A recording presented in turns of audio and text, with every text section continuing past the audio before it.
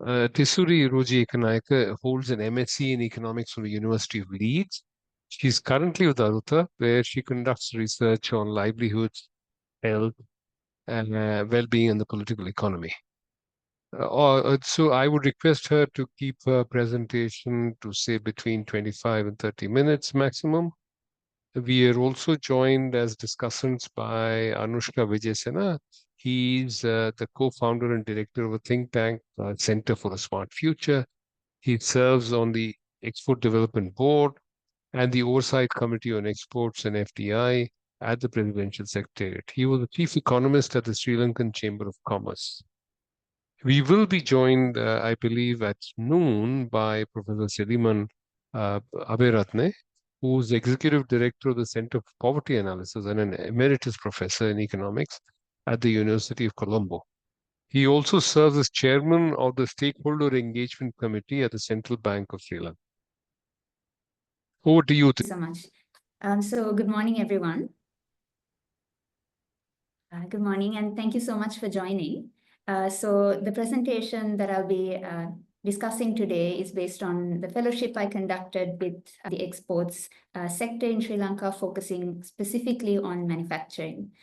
So a quick note before I get into the presentation. As the title suggests, this is a historical analysis, so it's looking mainly at the past, and it's not really focusing on the current trade dynamics. The main reason for this is because I started working on this project a little bit before the recent trade dynamics emerged and discussants emerged, but it's definitely going to hold some relevance to today as well. So with that, let me get started. So to give a quick introduction and some background into my research area. So trade and especially export promotion has been seen as a way for countries to develop fairly quickly and escape poverty. And this has been the case across a number of countries, like think South Korea, Singapore, countries like that. And Sri Lanka has also tried to emulate some of these effects by engaging in liberalization policies, especially if you look at the late 1970s, late 1980s, there were different waves of policies that were brought to expand the markets and engage more with global trade. And alongside this desire for growth, there has also been increasing interest in making this growth inclusive, and that's particularly looking at jobs and employment created in the export sector. At the moment, there's, of course, quite a few studies looking at this same topic, and it has been a question that has been explored in the literature for some time. So I'm by no means, the first person to talk about this, but I hope to actually contribute some insights by looking at different data sources, different time periods, and indicators, and try to see whether the conventional wisdom still holds, or if there are some challenges to this, especially looking at more recent times. So to quickly go through this diagram, I won't go in detail in the interest of time, but I will describe it a little bit. So as you can see in the blue line here, it describes the unemployment rate, and the orange line is the trade share of GDP, which is essentially imports and exports as a portion of the economy. So if you look at these two lines, you can see during some periods, they seem to show some kind of relationship. When one increases, the other decreases, or they both decrease. But in other periods, the relationship is a little less clear. So looking at this data, it also inspired me to see whether the relationship between trade and exports and job creation and unemployment, things like this, whether it holds steady over time, or whether there are some changes as the decades have gone by. So what does the existing literature say? So there were quite a few studies done on this, not just in Sri Lanka, but of course all over the world. And in a lot of developing economies, you do see some positive impacts on trade. And this is in line with the trade theories as well that show that developing countries tend to have more labor, and that's referring to people power, as opposed to, say, like financial resources, technology, things like that. So in terms of job growth, there is a positive relationship. But the exact nature of this tends to vary by a range of factors. When you look at Sri Lanka, also the research that has been done, it sees that, yes, exports have contributed to better employment indicators, especially starting in a few sectors and then expanding over time with complementary policies in addition to exports. In terms of wages, however, the literature is a little bit mixed. Yes, there is improvement in the average wages and there's some formalization of the economy, but at the same time, there are some issues as well in terms of inequalities. And I will discuss more in terms of my research as well, but the kinds of jobs that are available and things like that. So looking at the research questions, I tried to narrow down this issue into two main research questions. The first is looking at the overall relationship between trade and jobs in Sri Lanka, focusing on exports. So this will give a kind of a macro or overview perspective. And then I would like to look more in depth into the industries in this export sector, looking into specific kinds of jobs and the people who are working in these jobs to get an idea about the nature and the quality of jobs that are there in the export sector. So keeping in line with those questions, I have two main parts to my methodology. To answer the first question, I take a macro perspective. And in this, I look at data for the overall economy from 1960s to 2022. Yes, there was some difficulty finding data for the earlier period. And I was not able to find quarterly data, which would have helped me actually look more into the long-term relationships. But given the data availability, I was able to look at the short-run dynamics. So mainly my analysis will be done, first of all, looking at the trends in the data. It's a sort of a visual analysis, and then it'll be followed by this kind of mathematical or statistical model.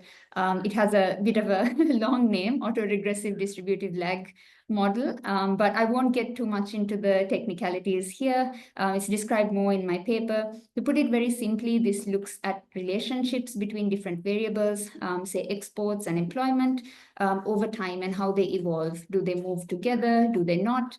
And it helps you kind of understand how the other factors affect these variables as well. So this is the statistical model. Again, not going into too much detail, but it essentially shows how the relationship between labor markets and the export sector might work, as well as accounting for the other factors that might influence this relationship. And for the microanalysis, I'm looking at labor force survey data from 2002 to 2012. As you may note, the period is much smaller than the previous analysis. That's both for kind of convenience, because it's quite difficult to work with labor force data. There are very extensive data sets. So it's limited to a decade, and partly also due to the fact that labor force data actually starts from 1990. It wasn't available before that. And even 1990 to 2002, the classification is not very clear what was used. So I'm sticking to this period, and mainly it's going to be looking at several descriptive analysis techniques to get an idea about the workers, the kinds of jobs that are there, and their background. So what did my research find? I would like to highlight a couple of key results instead of focusing on everything, again, in the interest of time. So if I can direct your attention to the first graph on this screen, you can see employment and how it changes over time with trade indicators. So the blue line shows unemployment, and the red and green lines show exports and imports as a share of the economy, essentially. So in the earlier period, if you can see from 1960 to just before 1980, the trade indicators show a decline. That means, of course, during the closed economic period in Sri Lanka's history, we see exports and imports falling as a share of the economy. And unemployment was quite high at that period. So at one point, it's close to 20%, I believe, overall. And over the next couple of decades, it does go through several changes. As you can see in the 1980s, there's a peak in the trade indicators showing that they have increased. The country is more open to trade, but unemployment seems a little bit stubborn during that period, not really going down much. But there's a clear decline in unemployment when you head towards the end of that period. You can see towards the 1990s, early 2000s, there's a clear fall in unemployment. That means more people who are looking for work are able to find work. And with that, you can see also the trade in Sri Lanka has increased as a portion of the economy. So here you can see that typical relationship we would expect, which is when there's more trade, there's less unemployment. Towards the end of the period, though, you can see that the trade share in the country has actually fallen. So imports and exports as a share of the economy are kind of going down a little bit, but employment continues to remain low and somewhat stable. Unemployment remains low and somewhat stable. So again, this kind of gives us an indication that maybe this relationship is not really holding steady over time. And to reduce unemployment further, to improve employment indicators, other changes need to be brought into the economy as well. A similar sort of story is also said by labor force participation. So as I mentioned, unemployment looks at those who are interested in working but not able to find work, whereas labor force participation looks at people who are not really in the workforce. That means they're not working, nor are they interested in looking for a job at the moment. So this information, once we plug it into the statistical model, this is the autoregressive distributive lag model, you can see several interesting results, but I will focus on the second row in the third column. If you see, there's a value that says minus 0.24. That was the most interesting point to me because it shows essentially the relationship between export share in the economy and unemployment, specifically on female unemployment. So there's a clear, significant negative relationship, which shows that, yes, when the export share in the economy increases, unemployment does decrease, but this is more related to women's unemployment, whereas for men, it hasn't really changed much. So when we move on to the microanalysis, we can probably see why there are certain sectors in the export industries that have largely employed women. So this is understandable that this result is the way it is. Interestingly, though, labor force participation doesn't seem to show a significant relationship with export share changes in the entire period. It's possible that in some periods there is a relationship, but in this model, it's a little bit difficult to capture that given the nature of the data. So moving on to the microanalysis. So this is looking at several export industries in depth. And as I mentioned, it looks at data from 2002 onwards until about 2012. Yes, Anushka, do you have a question? I'm sorry, I think that was accidental. Go ahead. Okay, no worries. Yeah, so the reason why there's only 3 industries here is because I did have some trouble identifying and extracting out certain export industries from the given classification at the time. So the current classification was not used prior to this period. So because of that, it was difficult to sort of separate out the industries and looking at those industries in isolation. So here I did manage to find textile and garments, petroleum products, and manufacturing of rubber industries. And I also combined the other industries as a separate category just for comparison purposes. And very clearly you can see out of the export industries, textile and garments occupy a bigger share of the employment. I also looked at the different characteristics of the workers in these sectors, because of the limited time, I will not describe each and every characteristic, but for instance, there were some very clear trends in the gender dynamics. If you look at the sex distribution for the textile and garment industry, it's clearly a female-heavy industry in terms of employment. Petroleum products and manufacturing of rubber, however, seem to show the opposite case, where there's more male employees in that sector. So likewise, there are also some trends in the other characteristics that I looked at. And another thing that I wanted to highlight is these 4 graphs. So this basically shows the breakdown by the job categories in the industries as well as the education levels. So if I can draw your attention to the first diagram here, which is to the left and on the top, it shows the textile and garment industry, and just below it, the education levels of those who work in that industry. So if you see in terms of gender dynamics, you can see that men and women in terms of education seem to have somewhat similar education levels. Secondary education seems to be the most common. There are just a few more degree holders in the male diagram, but overall it seems somewhat similar. But when you translate that into the labor market outcomes, which is the diagram on the top, you can see that there's much more of a stark difference. So in the female graph, the pie chart actually, you can see there are more craft workers and those who are in the lower end of the wage spectrum, fewer managerial jobs, whereas there are somewhat more managerial jobs in the male category, as well as more machine operators. And the dynamics are just a little bit different. So essentially in economics, we call this occupational segregation. It's a fancy way of saying that men and women tend to do different jobs. So that is very evident despite somewhat comparable education levels. In the other industries, which is just for comparison, which is the two diagrams on the right, it shows that, yes, there are comparable education levels. Actually, women seem to be somewhat more slightly educated than men when it comes to especially degree level. And the occupational breakdown or the job breakdown of that is not too different compared to the textile and garment industry.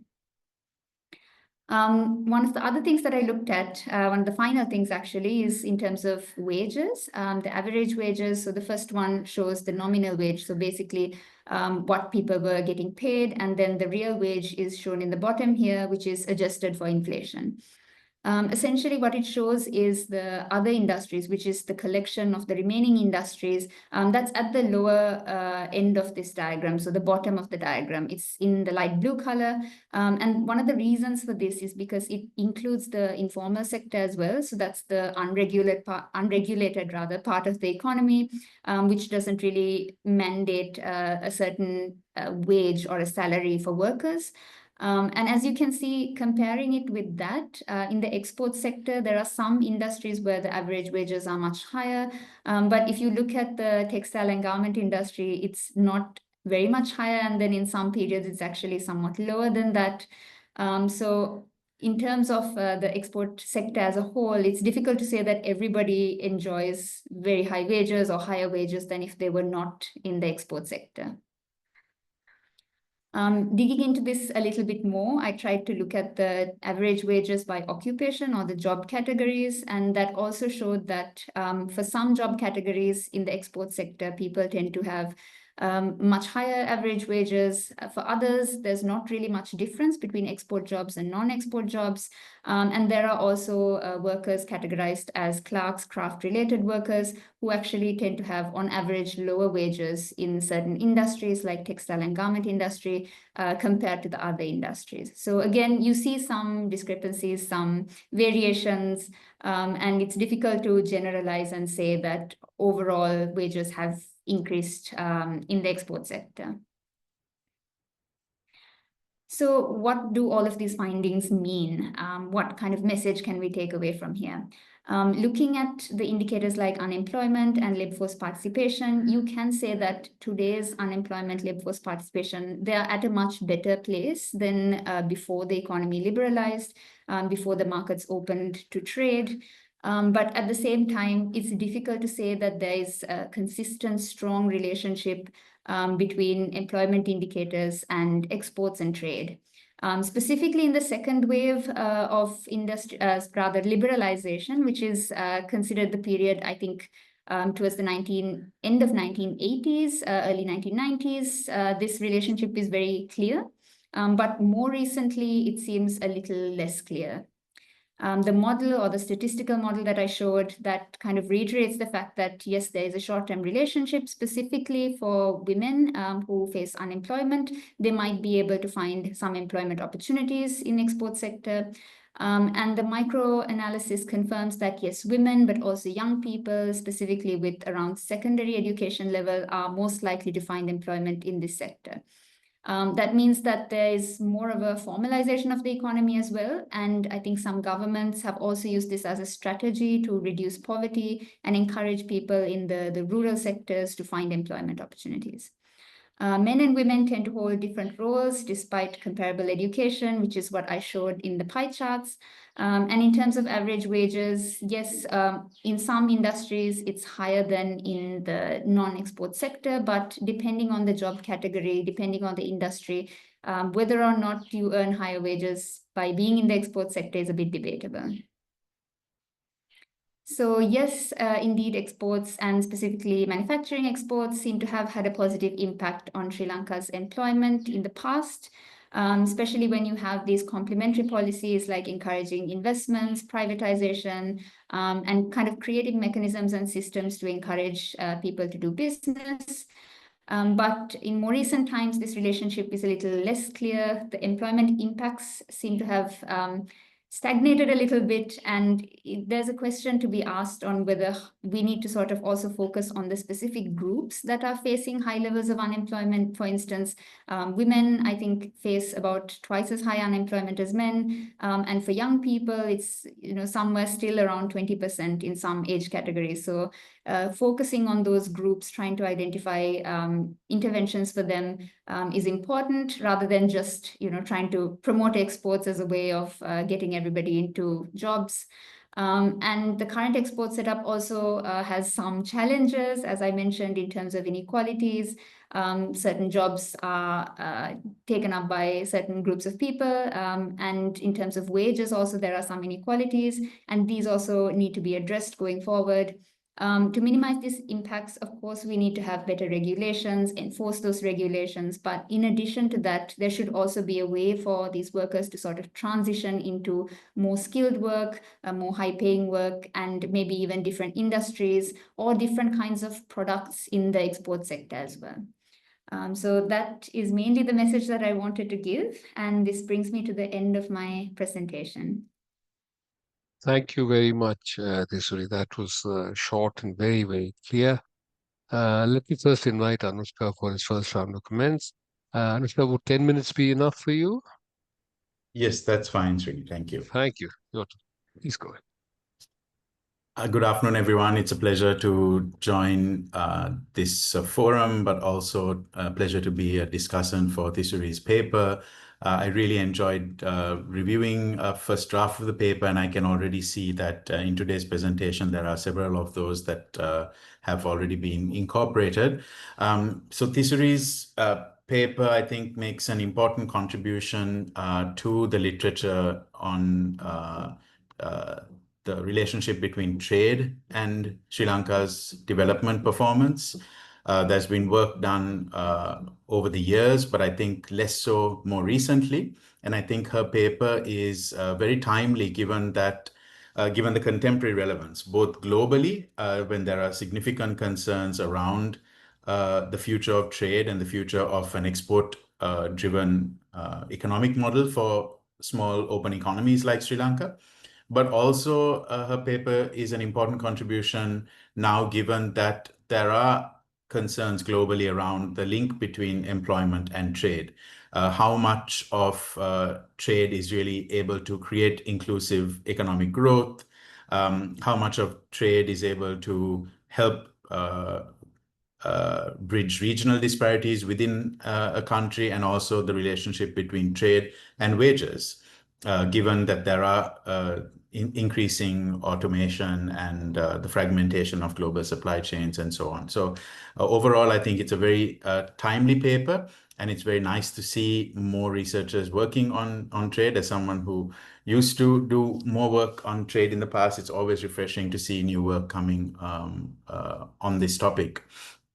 I think one of the interesting, a few interesting takeaways also for me is that when you're trying to look at this relationship between employment creation or the reduction of unemployment in Sri Lanka, alongside questions around trade and particularly exports, as Thisuri has done, we have to also look at the policy orientation of successive governments, particularly recent governments over the last 10 to 15 years, where there had been an anti-export bias, whether that was in how exchange rates were managed, interest rates were managed, in the orientation of trade policy. There was quite a tendency towards inward-looking policies that perhaps favored import substitution in sectors that had some private sector, industry sectors that had more lobbying power to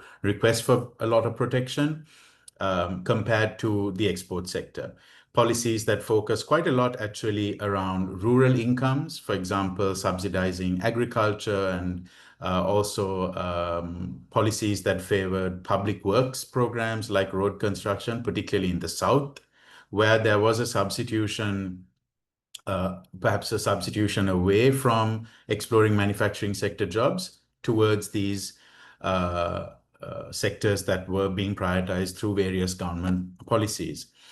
I think it would have been interesting in the econometric specification to look at this in some way, perhaps through looking at the growth of the domestic non-tradable sector and the non-tradable sector share in GDP and how that has changed over time. We know now that that has post-war Sri Lanka's non-tradable sector share in GDP increased quite a bit compared to the tradable sector, and that would of course have an influence on employment and also willingness to get into manufacturing jobs, the reservation wage that people look for to go into manufacturing jobs. So I think that would be another interesting further to take Thisuri's work further.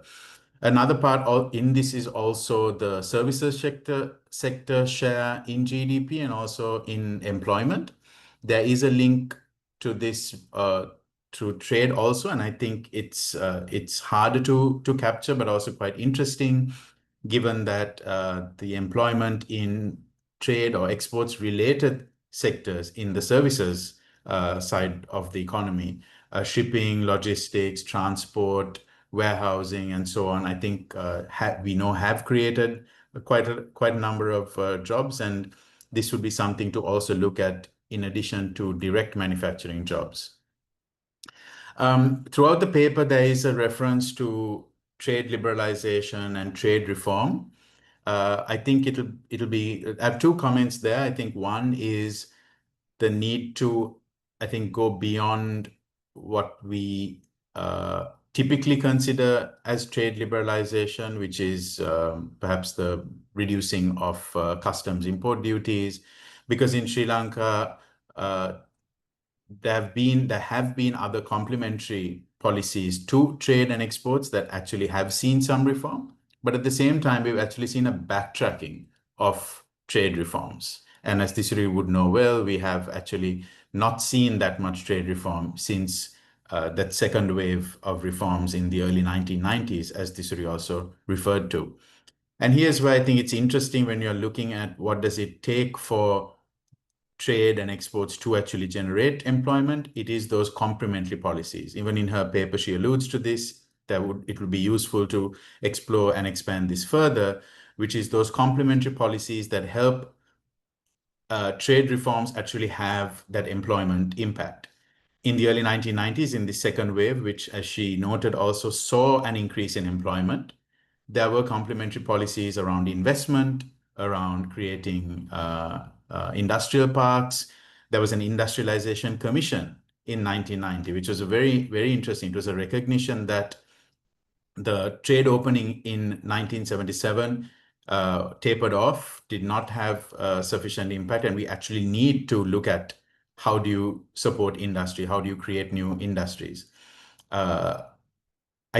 saw a similar effort in 2016-17 with the National Export Strategy and efforts to diversify exports. It was in effect industrial policy by another name, to look at priority sectors, look at how you can increase their share in exports, and look at also complementary FDI and investment policies to expand these sectors. Having said this, I think it would be interesting for this analysis to go further at some stage to look at that export diversification alongside employment. This was a study mainly at the time series analysis of the trend in export alongside employment, but actually a lot has changed with Sri Lanka's composition of exports. Maybe not to the level that we would like or aspire to, but the composition of the basket of exports. What do we export and what do we export, and how has that changed over time? Because that also would have an implication on the types of jobs getting created, gender dimensions. For example, there has been an emergence of processed food and beverage exports, where it would be interesting to see whether it is the same gender breakdown of employment creation as, say, in apparel or not. I think one of the final things that I would say is that there is a lot to look at when it comes to employment and trade and exports. I'm not sure though, and I'm really struck also by Umesh's presentation this morning, and I think there are a lot of linkages between looking at what a trade-led growth model or what a export-oriented economy looks like for Sri Lanka from a spatial point of view. There have been points in time because of certain policy orientations where there was an effort to push these export-oriented businesses across the country, like, for example, the 200 garment factory program. But more recently, I think efforts have been perhaps softer, where it has been, say, the creation of new industrial estates, where there hasn't really been an effort to look at how can export growth be truly inclusive, and what are the factors that are needed for manufacturing sector, which was the subject of Thisuri study. The factors needed for the manufacturing sector to create jobs, export-oriented jobs around the country. And this is where these complementary policies, where you can't just assume that bringing down tariff-related barriers, which Sri Lanka did do in the early stages, would have all the positive employment impacts, as was the discussion during Umesh's presentation as well. What are those factors that spur businesses to locate outside, and how do you reduce the costs of doing trade for SMEs who might want to get into export supply chains? So I'll stop there with those thoughts for potential future research for others as well. Thank you. Thank you very much, Anushka. May I now invite Professor Sirimal Abeyratne. I hope he's joined. May I invite him to share observations on the study? Professor Sirimal, over to you. Thank you. Thank you, Chairman. And also, it's an very interesting paper. And in my first review, I was reading about it, and I make some comments and for the improvements. And I hope that Thisuri has taken those comments into consideration and improved a lot. I completely share with Anushka's main points also. In fact, I had also organized my comments along the same lines. So that, however, let me also elaborate some of those things. In fact, Thisuri, you are looking at exports and employment nexus in an economy where the export sector has been depressed over the years, and resulting from the high anti-export bias, particularly since the late 1990s or early 2000s. In fact, this economy has become primarily a state-run economy. I will explain why I say that.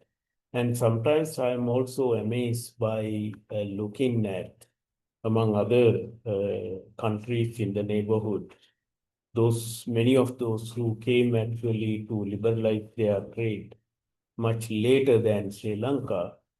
But we ended up, after more than 45 years of experience with this, only $12–13 billion exports in total, merchandise exports.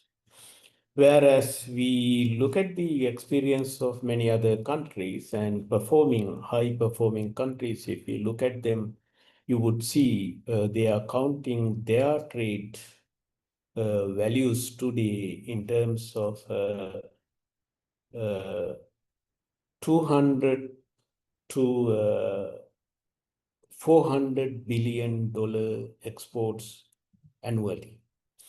Even the countries which are poorer than Sri Lanka, like Bangladesh and Myanmar, Cambodia, their export growth is faster than Sri Lanka, which means that they will catch up Sri Lanka very soon. It's only a matter of time unless and until we make these changes required for accelerating export growth. So if you examine the relationship between export growth and employment, in fact, this is a very popular topic in terms of trade liberalization in the world over the past 40 years or so. And many studies have captured at macro level as well as at micro level.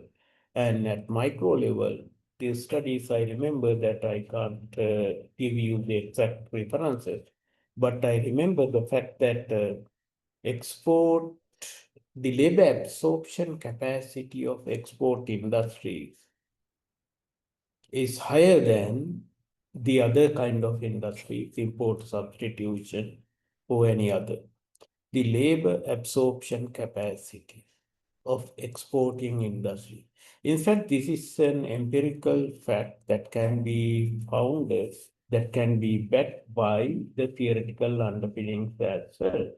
Because whenever the countries improve their trade performance, and that depends on their trade liberalization performance, and it demands for abundant factor. In a country like Sri Lanka at that time, it demands for labor because it was at that time labor abundant country, which is no longer the case. So that it improves demand for labor.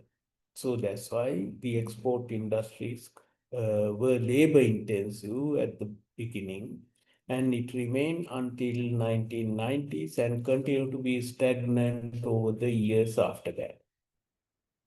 So if you look at the export growth trends, and over the last 20-25 years after 2000, you would see a downward trend in our export growth as a percentage of GDP. And as I remember these statistics, I think you also in some of your graphs, you presented it. Over 30% exports as a percentage of GDP we had in 2000, early 2000s. But over the years, maybe by 2010, 15, 20, and over that period, it had declined to half. So around 15% of GDP. The exporting industries account for exports, value account for about 15% of GDP about 20 years later. That's why I would say that even Anushka highlighted the point that Sri Lankan production has been biased towards the non-export sectors or non-tradable sectors particularly.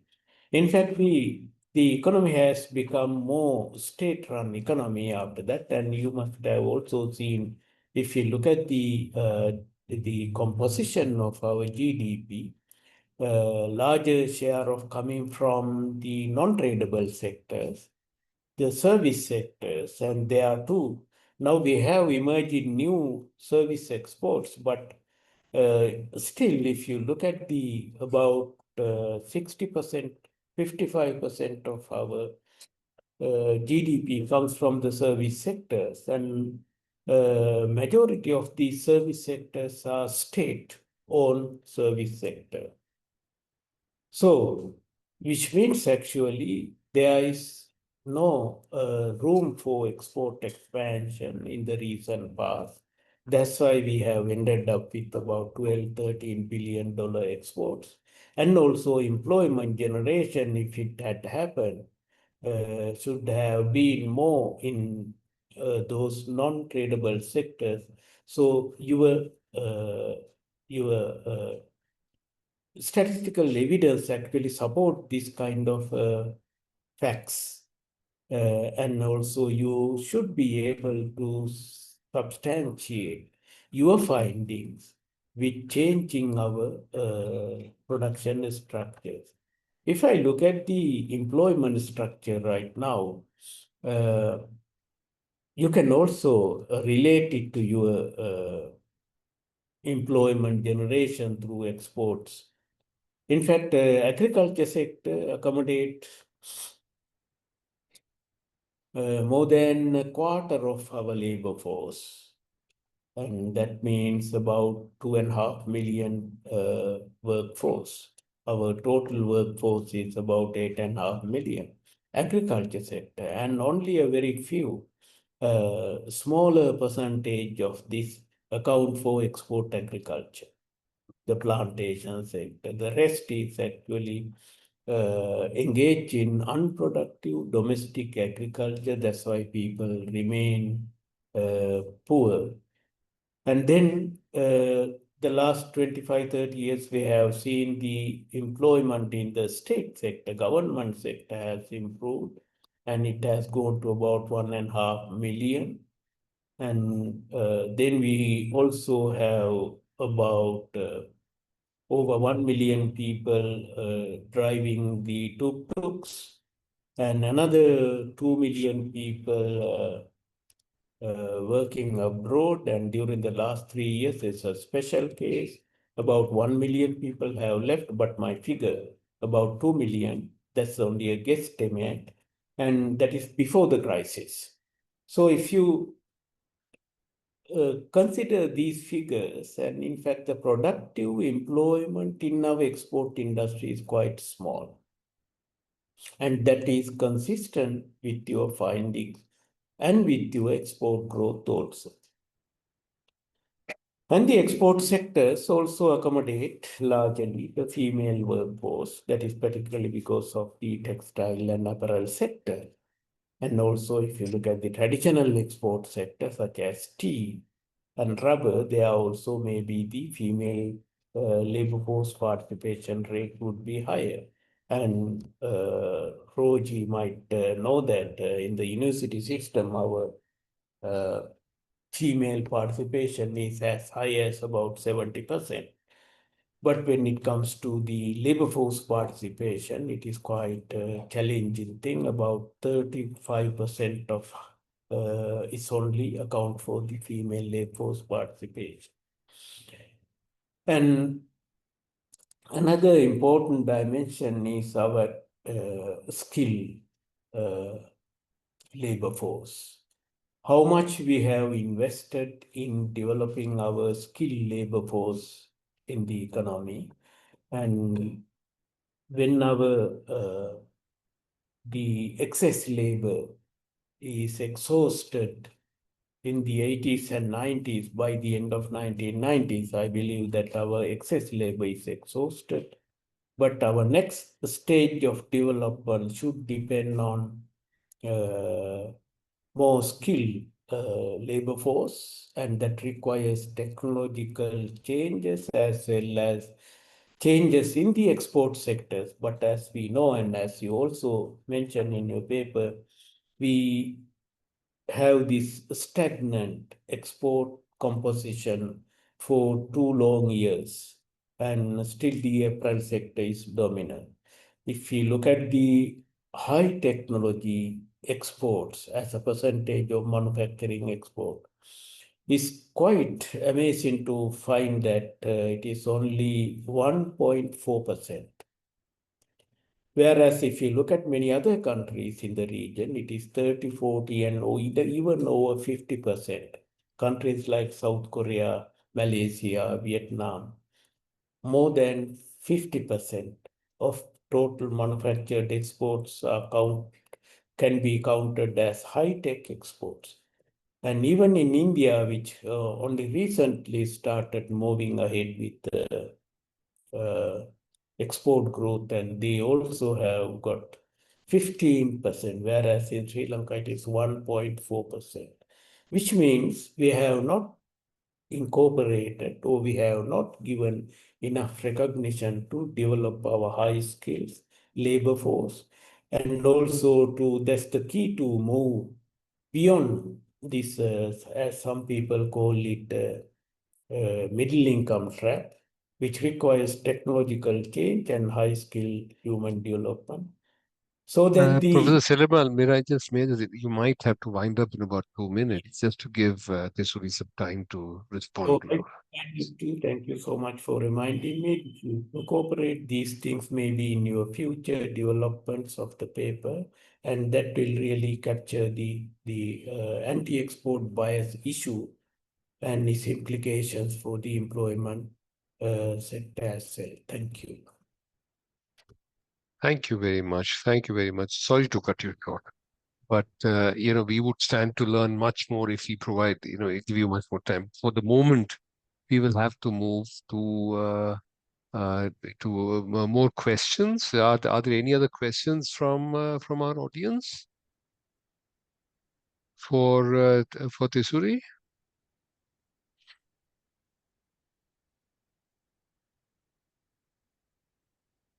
Yeah, I mean, I'll give you a couple of more minutes to think of questions. I just want to pose just two, just based on Professor Sirimal's and Anushka's interventions. One is that in going forward, Thisuri, it might be useful for you to look at the export composition in the two periods that you mentioned. So in the 90s, there was a different relationship between exports and jobs. It was much stronger, and that relationship has got weaker in the recent past. So it might be worthwhile for you to look at the composition. Both of them have drawn attention to the composition of exports. The second point that I wanted to note, which was in your graph, was that while on the one hand you don't notice much of a difference in wages between exporting and non-exporting sectors, there might be a difference when you're looking at wages of the managerial staff or manage. That's what I noticed in one of your earlier decisions. You might just want to think about that it's possible that the exporting sectors gave higher wages to their managers, but did not give above average wages to top floor workers. And you might need to check that out.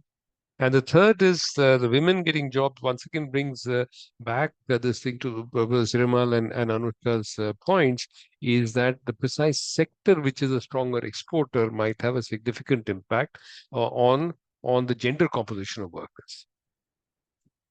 We do not seem to have any other questions coming from the audience. So this will reach for you to respond. You have 5 to 7 minutes. Over to you, Thisuri. Thank you so much. First of all, I really want to thank Professor Sirimal and Anushka as well as Srini for all the comments. They were very, very helpful. There were multiple rounds of comments, I think. I tried to incorporate as much as possible. So yeah, I will start by discussing a little bit about the questions you raised, Srini. So in terms of export composition, I agree. That's a really interesting thing to look at. And as I was doing my research, I realized that this is an area that I really should look into. Unfortunately, given the time constraint, it was difficult to look at that as well, because I think the composition data is available in the labor force survey. Since I stopped my analysis in 2012, I believe, looking at the composition after that was a little bit difficult. I would have to access the data, and also the classification systems used from that period onwards has changed. So in order to make sure that across the time periods, the industries are comparable, it would need to be harmonized. So I think that would be an interesting future research that would give us more insights into how the composition of exports has changed.